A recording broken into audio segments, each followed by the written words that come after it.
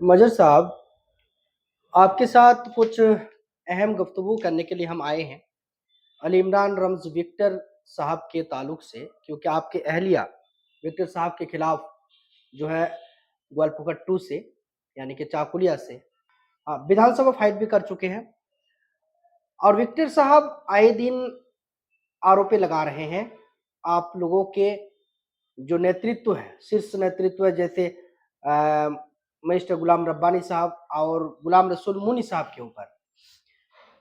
सीधी तौर पर वो पहला सवाल यही कर रहे हैं कि मिनिस्टर साहब एक मिट्टी के घर में रहते थे, मिट्टी के घर में रहते थे, उनके वालिद साहब मिट्टी के घर में रहते थे। अचानक पॉलिटिक्स में आने के बाद उनके वालिद साहब जो है पक्का मकान बनाया, उसके बाद अभी जो है मंत्री साहब और गुलाम रसूल मुनी साहब मिलाकर 15 से 16 करोड़ रुपए की संपत्ति, फ्लैट, घर बनाया है। कोई जमींदार तो पहले से था नहीं, ये सब संपत्ति कहाँ से आया? कोई बिजनेस भी नहीं था, तो सियासत के जरिए से ही जो है ये पैसे जो है उन लोगों को मिला है। इस चीज के ऊपर आपका क्या खुलासा है? सबसे पहले तो मैं आपके चैनल के माध्यम से आपके जितने भी फॉलोवर हैं, आप सबों को मेरी तरफ से सलाम, नमस्कार, आदाब। जहाँ तक सवाल है, देखिए, राजनीति में राजनेता जो होता है, लीडर जो अपने आप को कहता है, अच्छा लीडर का पहचान वही होता है जो दूसरे लीडर को गाली गलौज ना दे। अच्छे लीडर का पहचान ये होता है कि दूसरे पर आरोप ना लगाए।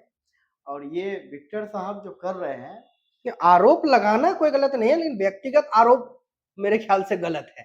सुनिए जी, ना, सियासी आरोप आरोप आ रहे लगाइए। हम जी। कि विक्टर साहब का इतना फ्रस्ट्रेशन में है कि वो गुलाम रब्बानी साहब हमारे आइडियल हैं। ग्वालपोखर और चकुलिया, पूरे उत्तर दिनाजपुर का हम लोगों का मतलब एक तरह से आइडियल लीडर है। आज तक ग्वालपोखर के लोग इतने ऊंचे मुकाम तक नहीं पहुंचे जितने ऊंचे मुकाम तक हमारे गुलाम रब्बानी साहब राजनीति में, हमारे पार्टी के लीडरशिप, जो हमारे सुप्रीम है, हमारे सीएम ममता बनर्जी के साथ उनका उठना बैठना, इतने ऊंचे मुकाम तक ग्वालपोखर, चकलिया, उत्तर दिनाजपुर के लोग नहीं पहुंच पाए थे। इससे पहले विक्टर साहब के परिवार में 34 साल वामफ्रंट के दौर में विक्टर साहब के वालिद साहब, उनके चचा, वो खुद 34 साल के वामफ्रंट के दौर में रनिंग गवर्नमेंट के साथ रहे। आज तक आपने देखा होगा कि ये लोग जितने ऊंचे मुकाम तक हमारे रब्बानी साहब पहुंचे हैं, वो लोग नहीं पहुंच पाए थे। आज के तारीख में हमारे सुप्रीम लीडर माननीय ममता बनर्जी जिस तरह से हर मीटिंग में हर जगह गुलाम रब्बानी साहब को इज्जत के साथ हर जगह गुलाम रब्बानी साहब को बुलाते हैं, बैठाते हैं, कामकाज के मामले में हो या राजनीतिक सलाह के मामले में हो, गुलाम रब्बानी साहब हर जगह इतने ऊंचे मुकाम तक पहुंचे हैं। एक बात उन्होंने कहा है, हमने उनका वीडियो सुना था उस दिन, कि गुलाम रब्बानी साहब राजनीति में मोंटेसरी का स्टूडेंट है। जी, जी, मोंटेसरी का स्टूडेंट है, मोंटेसरी का मतलब स्टूडेंट बच्चे है, नर्सरी से भी मतलब जो छोटा है। बच्चा पैदा होता है जी, पहला स्कूल जी। राजनीति में, अभी वो हुँ, बच्चा है। हुँ, तो मैं समझता हूँ कि विक्टर साहब का जितना उम्र है, उनके खानदान में जितनी लंबी राजनीति किए होंगे, इतने ऊंचे मकाम, इतनी राजनीतिक तजुर्बा गुलाम रब्बानी साहब के तरह उनको नहीं है। वो सिर्फ फ्रस्ट्रेशन में है। वो हारने के बाद लोकसभा हारा, विधानसभा हारने के बाद विधानसभा में एक 2021 का विधानसभा में उनका जमानत जब्त हो गया। उसके बाद से जो फ्रस्ट्रेशन में गया है, तो आज तक उसको भुला नहीं पा रहा है। एक उसका सेम सेम लीडर एक बीजेपी में है, शुभेंदु अधिकारी साहब, जब तक तृणमूल में रहा तो उनका रवैया क्या था। अच्छा, मंत्री साहब ये आरोप भी लगा रहे हैं कि शुभेंदु अधिकारी का जो है राइट हैंड बन चुके हैं विक्टर साहब, और जिसको लेकर जो है काफी बवाल भी हुए हैं। उसके जवाब भी वो दे रहे हैं कि उसी के जवाब में उन्होंने मंत्री साहब को मोंटेसरी कहे हैं। ठीक है, वहीं पे आ रहे हैं हम जी। कि शुभेंदु अधिकारी साहब जब जितना दिन तक तृणमूल में थे, उनका रवैया, उनका बिहेवियर, उनका भाषा का जो लहजा था, कितना अच्छा था। जो ही बीजेपी में गया है, उनका भाषा लहजा टोटल बदल गया है, एकदम कम्युनल बातचीत करता है, हर जगह भड़काऊ भाषण देता है और वही अंदाज में चल रहा है उनका छोटा भाई विक्टर साहब। छोटा भाई मतलब विक्टर साहब। विक्टर साहब अच्छा, इ- आप इ- लोग जो जोड़ रहे हैं शुभेंदु अधिकारी साहब के साथ जो है विक्टर को जोड़ रहे हैं, जबकि जी विक्टर साहब एक इंडिया जोट का जो है सबसे बड़ा पार्टी जो कांग्रेस का हिस्सा है और शुभेंदु अधिकारी बीजेपी का हिस्सा है, जो कभी भी सेंट्रल में ना स्टेट में वो लोग आपस में मिल है, तो क्यों आप लोग उनको उनके साथ जोड़ रहे हैं, विक्टर साहब को शुभेंदु के साथ? इसलिए जोड़ रहे हैं कि बीजेपी को फायदा पहुंचाने के लिए अभी विक्टर साहब खड़ा हुआ है। ग्वालपोखर उत्तर दिनाजपुर में ये कॉन्टेक्ट लिया है विक्टर साहब कि मुसलमानों को वोट को काट कर बीजेपी को फायदा करवाना है। आपने एक फोटो भी देखा होगा, वायरल हो रहा था फेसबुक में, शुभेंदु अधिकारी के साथ गले में हाथ देकर विक्टर साहब का हमने देखा है सोशल मीडिया में। तो शुभेंदु अधिकारी और विक्टर साहब का लहजा मिला के देखिएगा, ये मुसलमानों को भड़का रहा है, वो हिंदुओं को भड़का रहा है, दोनों का लहजा एक है। जबकि जब से ये शुभेंदु अधिकारी विरोधी में गया है, उनका लहजा बदल गया है और विक्टर साहब हारने के बाद इनका लहजा बदल गया है। इनको और कुछ नजर नहीं आता है, सिर्फ ग्वालपोखर के हमारे जो आइडियल है, ग्वालपोखर के लोगों का, चकलिया के लोगों का, उत्तर दिनाजपुर के लोगों का जो आइडियल है, गुलाम रब्बानी साहब जिस मकाम तक पहुंचे हैं, आज 15 साल उनका होने जा रहा है, 3 बार का एमएलए है, 2 बार से मिनिस्टर ऑफ कैबिनेट रह चुके हैं, तो उनको इनसे एलर्जी है, जलन है। अच्छा, मिनिस्टर साहब और जो गुलाम रसूल मुनी साहब जो पैसे के बारे में उन्होंने बोला है 5 करोड़ और 7, गुलाम रसूल मुनी साहब जो है 5 करोड़ के फ्लैट खरीद के रखे हैं और रब्बानी साहब 7 करोड़ के फ्लैट खरीद के रखे हैं।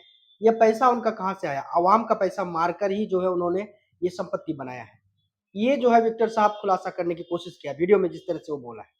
देखिए, विक्टर साहब जो चोर होता है ना, वही दूसरे को पकड़कर चोर साबित करना चाहता है, क्योंकि विक्टर साहब सत्ता में नहीं है। ये लोग हमारे रब्बानी साहब हो या मोनी गुलाम रसूल साहब हो, ये लोग रनिंग गवर्नमेंट के साथ है। अगर मान लेते हैं थोड़ी देर के लिए इन लोगों के पास ये तो सही नहीं है जो बोला है कि 5 करोड़ 7 करोड़, उनका अगर मान लेते हैं थोड़ी देर के लिए कि कुछ कहीं किया भी होगा, लेकिन ये लोग रनिंग गवर्नमेंट में हैं और वो रनिंग गवर्नमेंट में नहीं है। जब से इलेक्शन हारा है तब से लेकर अब तक वो सिर्फ कलकत्ता में 5 से 7 करोड़ का फ्लैट खरीदा है। 2024 लोकसभा इलेक्शन हारने के बाद विक्टर साहब 2200 स्क्वायर फीट का फ्लैट खरीदा है, ठीक है। उनका बीबी के नाम से 1600 स्क्वायर फीट का फ्लैट खरीदा है। उनका दस्तावेज मेरे पास है, अगर चाहेंगे तो मैं आपको डिटेल्स भी दे सकता हूँ। बिल्कुल डिटेल्स कॉपी ले ठीक लेंगे है? आपसे। तो ये एक नेता दूसरे नेता पर आरोप लगाने से नहीं होता है। अगर मान लेते वो कह रहा है कि एक पन्ना मेरा खुलेगा तो हम आपका 10 खोल देंगे, तो ये तो पर्सनल अटैक हो गया। भाई, राजनीति करते हैं, राजनीति कीजिए। अच्छा लीडर का काम होता है कि दूसरे लीडर को गाली ना दें, उनकी अगर कहीं कोई गलती है, कोई कमजोरी है तो उसको उजागर ना करें, क्योंकि आप दूध के धुले हुए नहीं है। क्योंकि कोई नेता 99% लीडर दूध के धुले हुए नहीं है, 1% हो सकता है क्लियर। अच्छा, छवि का रब्बानी साहब के बेटी अभी लंदन में जाके पढ़ाई कर रही है। इसके ऊपर भी टिप्पणी किया गया है कि विक्टर साहब का कहना है कि उनके बेटी लंदन में जाके पढ़ रहे हैं। ये पैसा उनके पास कहाँ से आया अपने बेटी को लंदन में पढ़ाने के लिए? उनका सोच ही नेगेटिव है, गंदा सोच है। अच्छा सोच होता तो उनको फक्र होना चाहिए था कि आज ग्वालपोखर की एक बेटी लंदन में जाके पढ़ रही है, हम लोगों को फक्र होना चाहिए। और उनका सोच गंदा है, वो गंदा सोचता है, इसलिए उनको जलन है, हिंसा है और कुछ नहीं है। क्यों? हमारे ग्वालपोखर की एक बेटी आज लंदन में जाके पढ़ रही है, कल पढ़ के आएगी तो ग्वालपोखर का नाम रोशन होगा कि नहीं होगा? तो ये बिल्कुल सही है कि एक क्षेत्र का कोई एक बेटी अगर लंदन में जाके पढ़ते हैं तो इससे जो है फख्र होना चाहिए। लेकिन साथ में हम कहना चाहेंगे कि लोकसभा इलेक्शन में, ठीक है, लोकसभा इलेक्शन में काफी अच्छा प्रदर्शन उन्होंने करके दिखाया है। उम्मीद नहीं था कि इस तरह से जो है विक्टर साहब जो है अच्छा प्रदर्शन करके दिखाएगा और उसी से उनको भरोसा भी मिला है। विधानसभा में जो उनको अभी ऑक्सीजन मिल रहा है उसी से मिल रहा है, पब्लिक जो है उनको चाहते हैं। यही बात तो मैं पहले भी कहा कि ये बी टीम है बीजेपी का। अगर उस वक्त कम्युनल फीलिंग को ना फैलाकर मुसलमानों का वोट नहीं काट लेता तो आज यहाँ बीजेपी का एमपी नहीं होता। बीजेपी का एमपी बनाने में तो इनका रोल रहा ना, मुसलमानों को बरगलाया और मुसलमानों को बरगला कर वोट ले लिया, सिर्फ मुसलमानों का वोट लेकर बीजेपी को जीतने में मदद कर दिया। और बीजेपी के साथ तालमेल इसका है, इस बात का आपको एक ना एक दिन प्रमाण हो जाएगा, क्योंकि लोग ग्वालपोखर चकलिया के लोग बहुत ही समझदार हैं। लोग उनके झांसे में अब आने वाले हैं नहीं, क्योंकि जब से ये विधानसभा में विधानसभा में जब जमानत जब्त हो गया तब से ये फ्रस्ट्रेशन में है। इनका जहनी टोटली मतलब जहनी तौर पर ये बीमार है। इनको बढ़िया साइकेट्रिस्ट को दिखाना चाहिए, इलाज करवाना चाहिए। इनको हिंसा हो गया, जलन हो गया। आज ग्वालपोखर का एक हमारा मतलब ग्वालपोखर से निकलकर गुलाम रब्बानी साहब आज पूरे उत्तर दिनाजपुर का स्थान पूरे बंगाल में जिस तरह से हमारे लिए आप 2000 आपको मिसाल देते हैं कि 2014 में मेरी अहलिया सभाधिपति बनी। गुलाम रब्बानी साहब तृणमूल में आए, मेरी अहलिया सभाधिपति बनी। उनके बाद क्या हुआ, रब्बानी साहब के नेतृत्व में आरसीसी बैंक का चेयरमैन ग्वालपोखर में बनाया गया नसीम साहब को। उनके बाद क्या हुआ कि गवर्नमेंट पीपी जो होता है कोर्ट का, वो मुख्तार साहब को बनाया गया, ग्वालपोखर के रहने वाले। उसके बाद फिर दोबारा डीपीएससी का चेयरमैन बनाया गया, किसको, जाहिद आलम आरजू साहब को, वो भी ग्वालपोखर 2। उसके बाद जाहिद आलम आरजू के बाद फिर से जब डीपीएससी का चेयरमैन बनाया गया जावेद साहब को, करंदगी ब्लॉक। तो हमारे लिए मंत्री साहब जिस तरह से वो जो कह रहा है कि मंत्री साहब राजनीति में बच्चा है, राजनीति में उनको अभी बहुत टाइम लगेगा ऊपर जाने में, तो राजनीति में हमें नहीं लगता है कि मंत्री साहब जिस मुकाम तक पहुंचा है उनकी 2-3 पीढ़ी भी आ जाए तो उस मुकाम तक नहीं पहुंच पाएगा, क्योंकि वो उसका सोच ही घटिया है। वो घटिया मानसिकता का आदमी है। वो लोगों को सिर्फ बरगलाना जानता है, लच्छेदार भाषाओं के साथ अच्छे अच्छी बातें बोलकर लोगों को गुमराह करने की काम कर रहा है। क्यूआर कोड लगाकर लोगों को ठगने का काम किया। आप राजनीति करते हैं, सोशल वर्क करते हैं, ग्वालपोखर के लोगों से आप पैसा कलेक्शन कर लिए, ये अच्छा, कहाँ का न्याय इस है? विक्टर साहब का कहना है कि वो लोकसभा फाइट करने के लायक नहीं है, लायक नहीं था। आवाम ने जो है क्यूआर कोड के ज़रिए से पैसा दिया है, जिससे जो है वो किसी तरह से जो है फाइट किया है। उन्होंने जवाब भी दिया है वीडियो के ज़रिए से कि हम जो है लोकसभा फाइट करने लायक नहीं थे। आवाम पैसे दिया, उसी के बल पर जो है हम जो है लोकसभा फाइट किए हैं। देखिए, लोकसभा जब फाइट करने के लायक ही नहीं थे तो फिर आए क्यों? आर्थिक रूप से लायक नहीं थे, लोगों के दिल में थे लेकिन वो। लोगों के दिल में रहने से जीत जाते। लोगों के दिल में नहीं थे, वो आए थे एजेंट बनकर, अपना काम करके चले गए। वो बोले नहीं 2024 का लोकसभा इलेक्शन के बाद 5 से 7 करोड़ का फ्लैट खरीदा कलकत्ता में, अपने नाम से है उनका, उनके बीवी के नाम से है। और ये राजनीति करने वाले लोग पर्सनल अटैक क्यों करते हैं? आपका मेरा पार्टी अलग अलग हो सकता है, हम परिवार में क्यों घुस रहे हैं? ये तो घटिया मानसिकता के लोग हैं ना, इनका सोच नेगेटिव है, गंदा सोचने वाले लोग हैं। इन लोगों को चाहिए कि राजनीति कीजिए, आप हमारे समाज के लिए, हमारे इलाके के लिए क्या बेहतर करना चाहते हैं उस पर चर्चा कीजिए ना। अब तृणमूल गवर्नमेंट के दौर में जिस तरह से डेवलपमेंट हुआ है, इस बात में हम सब, हमारे इलाके के लोग खुद बखूबी जानते हैं कि कितना डेवलपमेंट हो रहा है। हर घर में उन्नयन का काम हो रहा है, हर फैमिली तक पहुंच रहा है तरक्याती काम। अच्छा मजर साहब, एक देखा जाए तो एक तौर से डेवलपमेंट हुआ है। हम भी मानते हैं कि लोगों के घर-घर में जो अ, लोगों स्कीम को पहुंच रहा है, फैसिलिटी हाँ। फैसिलिटी के तौर पर जो स्कीम पहुँच रहा है, ये जो है डेवलपमेंट है, उन्नयन है। लेकिन साथ में समाज के बीच में जो ज़रूरतमंद चीज़ें हैं, जैसे कि आपको डिग्री कॉलेज, हॉस्पिटल, इस तरह के जो मुद्दा है, ये बड़ा-बड़ा मुद्दा है जो हम लोगों को चाहिए। विक्टर साहब ये भी कह रहा है कि मंत्री साहब मंत्री बनने के बाद एक कॉलेज बना नहीं पा रहा है, एक हॉस्पिटल बना नहीं पा रहा है, रूरल हॉस्पिटल नहीं बना पा रहे हैं। इन चीज़ों के लिए आप लोग क्या कदम उठाए हैं अभी तक? क्या कर पाएँगे अभी तक? देखिए, जो सवाल कर रहा है ना, उनको भी तो चाहिए। 34 साल के हुकूमत में वो क्यों नहीं बना पाए एक कॉलेज, एक रूरल हॉस्पिटल? 34 साल में तो बनाना चाहिए था ना, जब रनिंग गवर्नमेंट में रहा वो लोग। और जो सवाल कर रहे हैं, एक एक मीडिया में हम देखे थे उनको कोई मीडिया वाला या कोई लड़का सवाल कर दिया कि एमएलए साहब इस बार हम लोगों का हॉस्पिटल तो हो जाएगा, तो वो जवाब में मतलब गुस्सा में जवाब दिया था कि एक एमएलए का काम नहीं होता है हॉस्पिटल बनाना, कॉलेज बनाना, ये एमएलए का काम नहीं है। वो खुद कह रहा है और वो खुद कह के अभी हमारे एमएलए साहब को, हमारे मंत्री साहब को वो सवाल कर रहा है, तो पहले अपने आप में झांक के देखे ना कि वो 34 साल में क्यों नहीं बना पाया।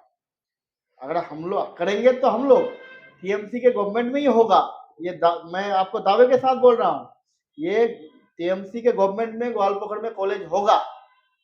हॉस्पिटल तो बन ही रहा है, हॉस्पिटल पांजेपड़ा में हुआ है और जहां जरूरत है बनेगा, टीएमसी के दौर में ही बनेगा।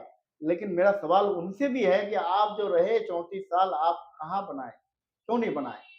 आप खुद कह रहे हैं कि ये एमएलए का काम नहीं होता है हॉस्पिटल और कॉलेज बनाना, तो आप फिर पलट वार करते हैं, सवाल करते हैं, लोगों को गुमराह कर रहे हैं। चीज है ग्वालपोखर के लोगों के लिए जो चीज जरूरत है, डिग्री कॉलेज हो, हॉस्पिटल हो, एजुकेशन सेंटर हो या और भी कोई जो भी जरूरत हो, इन सब चीजों के लिए हम लोग काम कर रहे हैं। मंत्री साहब बखूबी इस सेक्टर में दिलो जान से काम कर रहे हैं। ग्वालपोखर के लिए जिस तरह से आज बड़ा बड़ा रास्ता हो रहा है, बड़ा बड़ा ब्रिज हो गया है, जगह जगह पर लाइटें लगी है, ये सब काम तो पहले नहीं दिख रहा था। आज टीएमसी गवर्नमेंट आने के बाद ही जिस तरह से तरक्याती काम शुरू हुआ है, मुझे लगता है कि पिछले 34 साल दौर में नहीं हुआ होगा। और एक बात मैं और बता देना चाहता हूँ, एक चर्चा मैंने सुना है टीएमसी कांग्रेस के लोगों के पास, कांग्रेस के लोग दो गुट में बढ़ चुके हैं, बाहरी और घर का। कांग्रेस का एक ग्रुप कहता है कि हम लोग घर के लोगों को ही विधानसभा में कैंडिडेट बनाएंगे और ये विक्टर साहब बाहर का कैंडिडेट है, उसको हम लोग नहीं एक्सेप्ट करेंगे। कांग्रेसी लोगों का कहना है, मैंने सुना है उन लोगों का बयान में। तो दो गुट में ये लोग जब बढ़ गए हैं, अब क्या होगा। हमारा मेरा अपना जो ग्वालपोखर के लोगों से मेरा एक आवेदन है, रिक्वेस्ट है कि ग्वालपोखर के लोगों से कि आप इस बात को याद कीजिएगा कि ग्वालपोखर चकलिया जब एक साथ एक ही ब्लॉक था, विधानसभा था, तो मरहूम हाजी इमाजुद्दीन साहब एमएलए में फाइट किए थे। जीता कौन था? विक्टर के खानदान के लोग। उसके बाद मुस्तफा साहब विधानसभा फाइट किए, जीता कौन? विक्टर के खानदान के लोग। उसके बाद फिर हमारे गुलाम रब्बानी साहब एक बार इलेक्शन लड़े, उनको भी हार का मुंह देखना पड़ा ग्वालपोखर के लोगों के लिए। मैं ग्वालपोखर और चकलिया एक साथ था, तो हारना पड़ा। मतलब चाकुलिया ग्वालपोखर के कैंडिडेट को एक्सेप्ट नहीं किया, तो फिर ग्वालपोखर चाकुलिया के कैंडिडेट को एक्सेप्ट वहीं पे आ रहे हैं हम। ये समझ। रब्बानी साहब के बाद इलेक्शन लड़ा सिराजुल साहब जी धर्मपुर के, उनको भी हार का मुंह देख के आना पड़ा।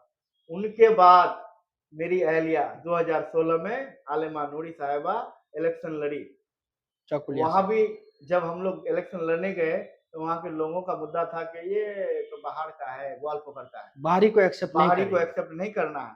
तो हम ग्वालपोखर के लोगों से भी ये गुजारिश करेंगे कि हम ग्वालपोखर के लोग चकलिया में इलेक्शन लड़े, हम लोगों को नहीं जिताया।